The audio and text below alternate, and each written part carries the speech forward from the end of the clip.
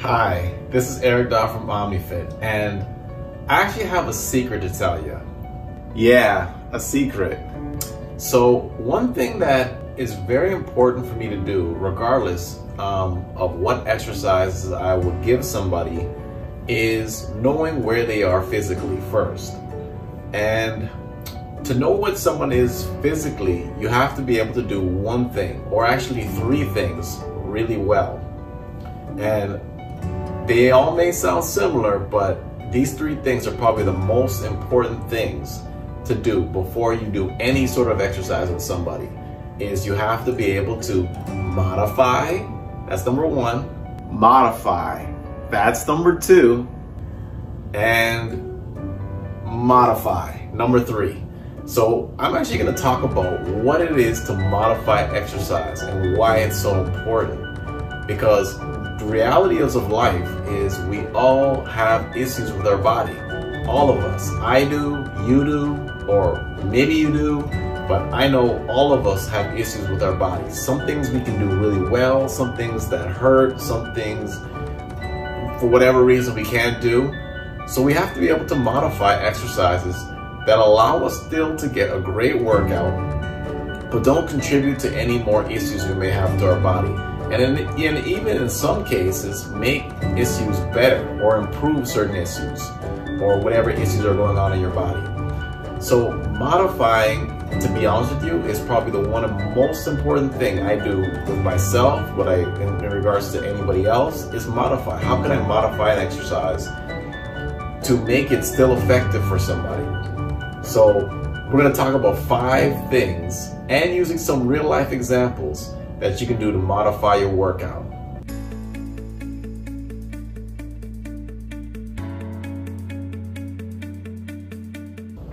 Okay, so this may sound pretty simple, but number one, when it comes to modifying exercises, what are you currently dealing with? Yeah, what are you currently dealing with? Are you dealing with any sort of injuries? Do I have an issue with my shoulder? Do I have any certain conditions like osteoporosis? Do I have stenosis? You know, these are all things that are very important, because if you don't know what current status you are, whether it be injuries or certain medical conditions, how can you do certain exercises well? So let me give you an example.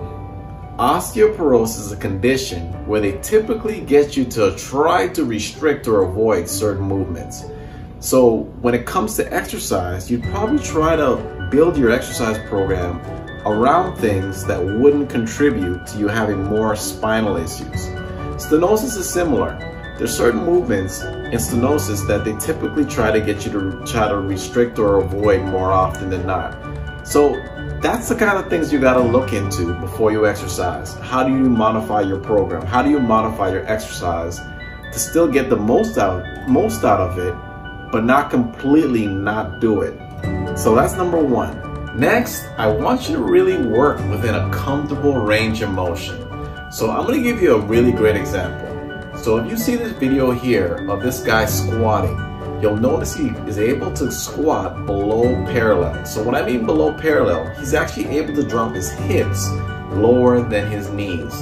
Ideally, this is actually the way you want to squat, and you actually get more from this exercise by dropping lower. And the thing about dropping lower is what you get out of it is you recruit your hamstrings, your glutes, and your quads when you do a squat lower than parallel. However, the reality is not everyone can squat like this. And in some cases, if people have knee problems or knee issues, they probably can't squat like this so well. So what do you do if you can't squat this well? Well, I always say, work within your comfortable range of motion, or again, modify the exercise to fit what you're currently dealing with. So let me show you this example. This is another example of me doing a squat, but it's an example of a sit and stand squat or a box squat. As you notice, the box isn't set below parallel, so I don't drop my hips below it. However, what you do notice, I'm still able to get low enough and maintain good form, so I'm still getting a lot of out of the exercise. Maybe not as much as the full squat or the deep squat, but it's still a great exercise. So this is an easy way to modify it. Just don't drop as low. You might not get as much out of it, but if it saves your knees or it's not as painful, it makes much more sense.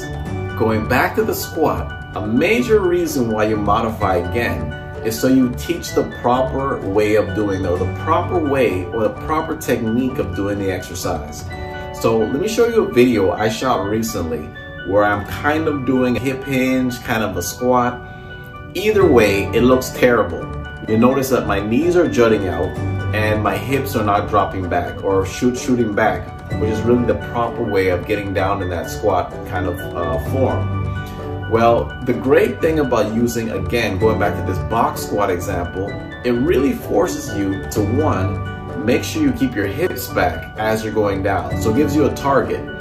And I'm also able to keep my upper body nice and tall. So the main reason I want to use a box squat sometimes as opposed to just having someone squat on their own, it's a great way to teach technique. So this is a good modification reason. So a push-up is a great example of an exercise that can be modified.